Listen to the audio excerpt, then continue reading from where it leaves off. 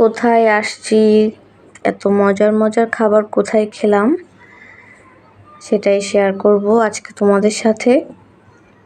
Hello everyone, আসসালামু আলাইকুম, welcome to my blog.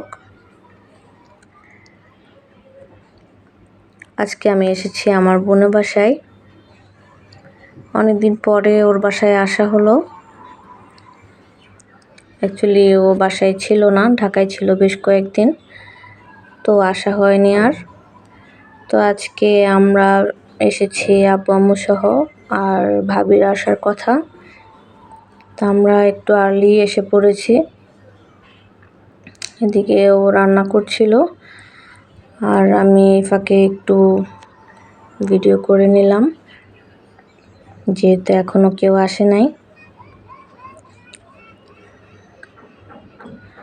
আর বোনের এত বেশি কাপড় হয়ে গিয়েছে যে ঝরে ঝরে পড়তেছে, আলমারি খুলতেই কি আর করবে।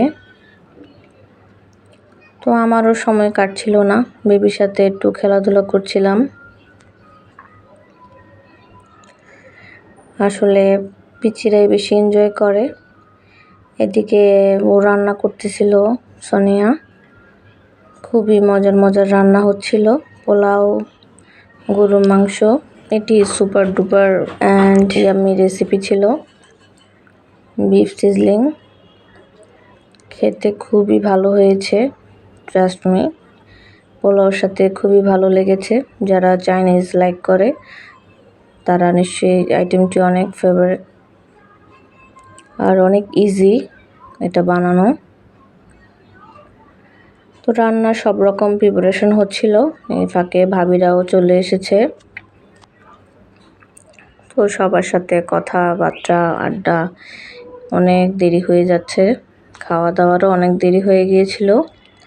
এদিকে বেবিরা খেলাধুলায় মগ্ন। ওরা মাশাল্লাহ তিনজন একসাথে হলেই ঘরটা মাথার উপর উঠে, আর কাউকে লাগে না। ওরা তিনজনই 100।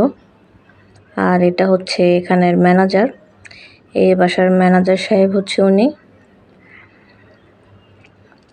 তো বিফ সিজলিংয়ের এটা লাস্ট প্রিপারেশন, এটা একটু পোড়া পোড়া করানো হচ্ছিল।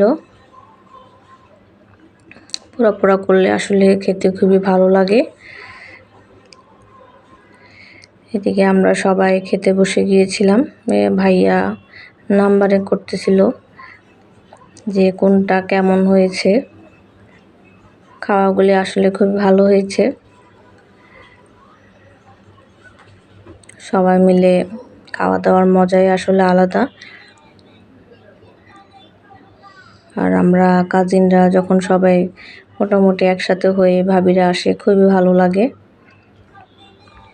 সবাই আড্ডা দিতে দিতে রাত 1টা বাজতেছিল। তো সবাই যাওয়ার প্রিপারেশন নিয়ে নিলাম। এদিকে এই নাই আর মন খারাপ হয়ে গেছে, সবাই যেহেতু চলে যাবে।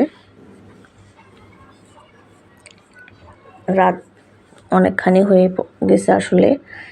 এই জায়গাটাতে তাকালে খুবই ভয় লাগে, মনে হয় যেন পিছের থেকে কে আমাকে ধাক্কা দিল। তাড়াতাড়ি সরে গেলাম আমি। এনিওয়ে,